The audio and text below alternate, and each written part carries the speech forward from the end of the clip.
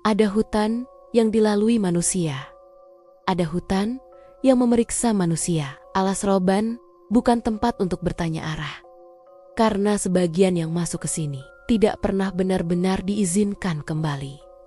Alas Roban tidak dikenal sebagai hutan yang ganas. Ia dikenal sebagai hutan yang diam. Terlalu diam untuk ukuran jalur yang setiap hari dilalui manusia. Dan dalam kebudayaan Jawa, diam yang berlebihan seringkali berarti sedang memperhatikan. Sejak lama, orang-orang tua menyebut Alas Roban bukan sekadar wilayah alam, melainkan tapal batas. Bukan antara kota dan kota, melainkan antara keberanian manusia dan sesuatu yang tidak pernah meminta untuk dilawan. Pepohonan di Alas Roban tumbuh rapat, seolah menutup pandangan, namun tidak sepenuhnya menghalangi. Seakan-akan hutan ini ingin manusia tetap melihat jalan, tetapi tidak pernah yakin bahwa jalan itu benar-benar miliknya.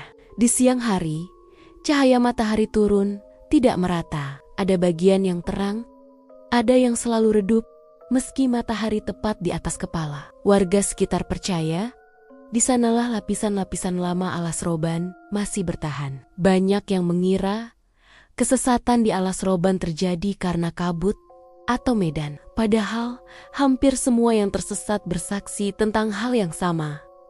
Mereka merasa sangat yakin sedang berada di jalan yang benar. Keyakinan itu datang tiba-tiba, tanpa logika, tanpa ragu. Dan justru itulah yang paling dicurigai oleh orang-orang tua. Karena dalam kepercayaan lama, keyakinan yang terlalu mulus sering bukan berasal dari diri sendiri.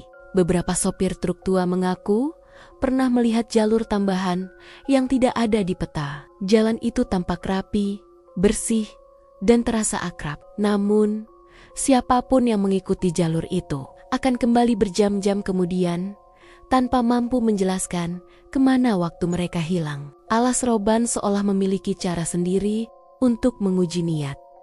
Mereka yang lewat dengan kesombongan akan dibuat ragu. Mereka yang membawa amarah akan diputar. Dan mereka yang terlalu berani seringkali dipertemukan dengan ketakutan yang tidak berbentuk. Itulah sebabnya ada larangan-larangan lama. Tidak bersiul, tidak berbicara keras, tidak menyebut sesuatu dengan menantang. Bukan karena takut, melainkan sebagai bentuk etika kepada ruang yang hidup. Karena di Alas Roban, yang pertama kali hilang bukanlah jalan, melainkan rasa kendali. Dan ketika manusia mulai menyadari itu, biasanya ia sudah melangkah terlalu jauh untuk sekadar berbalik arah. Orang-orang tua di desa sekitar Alas Roban jarang menyebut namanya secara utuh. Jika terpaksa, suara mereka diturunkan, seolah hutan itu bisa mendengar meski jaraknya puluhan kilometer. Dalam tradisi lisan, menyebut nama berarti mengundang perhatian. Perhatian itulah yang paling dihindari. Bukan karena Alas Roban selalu membawa celaka, melainkan karena siapapun yang diperhatikan akan diuji. Ujian itu tidak selalu berupa bahaya, melainkan pergeseran rasa yang halus dan sulit dijelaskan. Banyak pelintas merasakan perubahan suasana yang datang perlahan. Udara menjadi lebih berat, suara kendaraan terasa teredam, dan jarak antar titik seolah memanjang. Waktu di Alas Roban tidak melompat, tetapi melar. Beberapa orang bersumpah jarum jam mereka bergerak normal. Namun ketika keluar dari hutan, kenyataan berkata lain. 1 jam perjalanan bisa berubah menjadi 3, tanpa ada ingatan tentang kejadian apapun di antaranya. Dalam kebudayaan Jawa, hilangnya waktu tanpa kesadaran sering dihubungkan dengan ruang yang memiliki lapisan. Alas Roban diyakini tidak hanya terdiri dari satu hamparan, melainkan beberapa tingkatan yang saling bertindih. Pada tingkatan tertentu, suara manusia tidak sepenuhnya terdengar. Kalimat yang diucapkan terasa patah sebelum sampai ke telinga sendiri. Seakan-akan ada sesuatu yang menyerap bunyi, menyisakan gema yang asing. Di titik-titik itulah sebagian orang mengaku mendengar suara balasan. Bukan teriakan, bukan bisikan, melainkan jawaban singkat yang terasa terlalu dekat untuk datang dari kejauhan. Yang aneh, Suara itu hampir selalu menggunakan bahasa yang akrab. Dialek kampung, panggilan kecil masa lalu. Kadang hanya satu kata yang cukup membuat seseorang berhenti melangkah. Para tetua menyebut fenomena itu sebagai bentuk pangeling, sebuah pengingat yang muncul ketika manusia mulai melangkah tanpa kesadaran penuh. Jika diabaikan, jalan akan terus memanjang. Jika ditanggapi, konsekuensinya tidak selalu jelas. Karena di alas roban, berhenti bukan berarti selamat. Dan melanjutkan bukan berarti keluar. Semua pilihan memiliki harga. Dan harga itu seringkali dibayar bukan dengan tubuh, melainkan dengan batin. Ada kisah tentang sopir yang berhenti untuk buang air kecil. Ia merasa hanya beberapa menit berlalu. Namun ketika kembali ke kendaraan, matahari sudah miring dan suara azan terdengar dari arah yang tidak dikenalnya. Sopir itu tidak merasa takut.